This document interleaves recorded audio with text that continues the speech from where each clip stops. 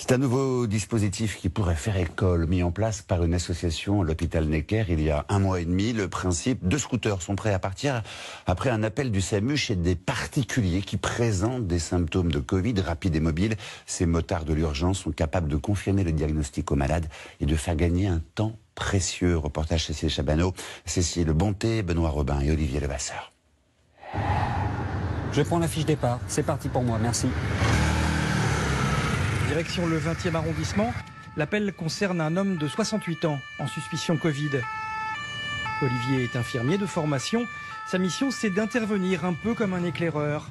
Affrété par l'association Sauve Life, à l'origine, ces scooters étaient destinés à amener en urgence des défibrillateurs.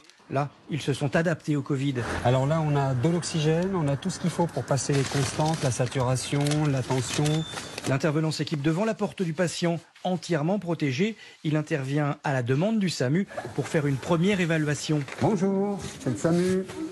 Merci beaucoup. Alors l'idée d'envoyer un soignant à la maison va nous permettre d'être les yeux de la régulation, un peu une tête chercheuse pour voir ce qui se passe. Ça économise du monde, ça permet de savoir exactement ce qui se passe et surtout de laisser les gens à la maison dans la moitié des cas.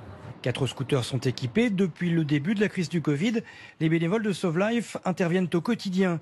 Là, pour le patient d'Olivier, la maladie ne semblait pas avérée, mais il faut une vérification. Ce qui va se passer, c'est qu'on va avoir une sérologie qui va être faite, qui va permettre de lever le doute, et on a rassuré. Et ça, c'est surtout ce qui est très important, c'est justement de faire des levées de doute, de venir, de rassurer. Pour l'instant, l'association fonctionne avec 25 bénévoles. Mais face aux besoins, d'autres sont en formation. La question qu'il y a souvent, c'est où est-ce qu'on s'habille ?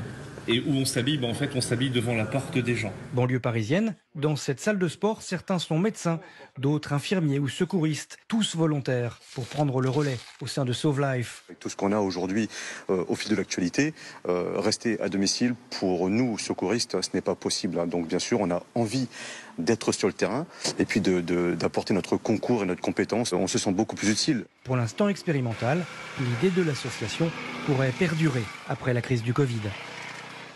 Depuis une semaine, le déconfinement est synonyme du retour d'un peu de liberté, du